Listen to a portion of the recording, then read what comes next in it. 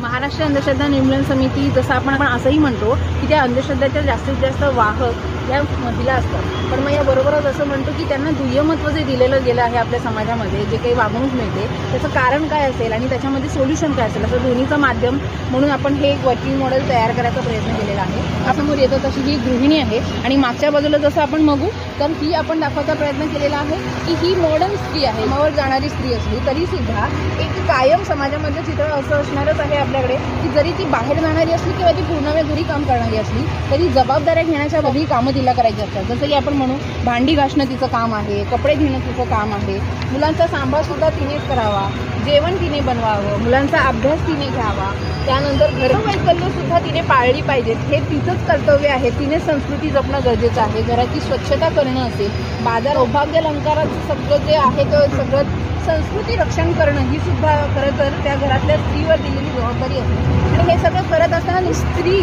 पूर्णपणे त्या गर्तेत जात चाललेली आहे। म्हणजे आपल्या सगळ्यांच्याच लक्षात येत असेल की खरं तर आपण तिच्यावर हे सगळ्या कामांचं जे ओझं दाखवतो आणि एक प्रकारे आपण तिला ते महात्म्य देतो, आई पण म्हणून, मातृत्व म्हणून, कशी छान स्वयंपाकीण आहे हे सगळं सांगण्याचा प्रयत्न करतो, त्याच्या पलीकडे जाऊन खरं तर तिचं जे दमन होतं आहे ते आपल्या सगळ्यांच्या लक्षात येत नाही किंवा येत असलं तरी सुद्धा आपल्या ते सोयीचं असल्यामुळे आपण मात्र ते सगळं होताना दिसतो। यासाठी आपण असं म्हणतो की ह्या स्त्रीला जर थोडं वर यायचं असेल, स्वतःसाठी काहीतरी करायचं असेल तर आपण इथे प्रयत्न म्हणून प्रतिकात्मक म्हणून तिच्या घरातली सगळी मंडळी आहे, आपण प्रयत्न करू की जर प्रत्येकाने काही ना काहीतरी याच्यातली जबाबदारी घ्यायचं ठरवलं तर मग काय होईल, जसं घराची स्वच्छता करणं जर दीर आणि नणंद यांनी ठरवलं, सेवा शुश्रूषा करण्यासाठी नवऱ्याने जबाबदारी घेतली,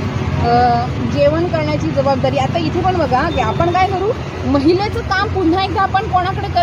कॅरी फॉरवर्ड करू तर ते महिलेकडेच करू, मग ती मुलगी असेल किंवा ती सासू असेल, पण आपण असा प्रयत्न नाही करणार की त्याचं पण रोल बदलतोय का, असं आपण जेंडर रोलवर पण ह्याच्या बाबतीत बोलतोय। काही बाबतीत की व्रतवैकल्य जे आपण आयुष्यातनं काही गोष्टी काढून दाखवू शकतोय का, ज्याच्यामुळे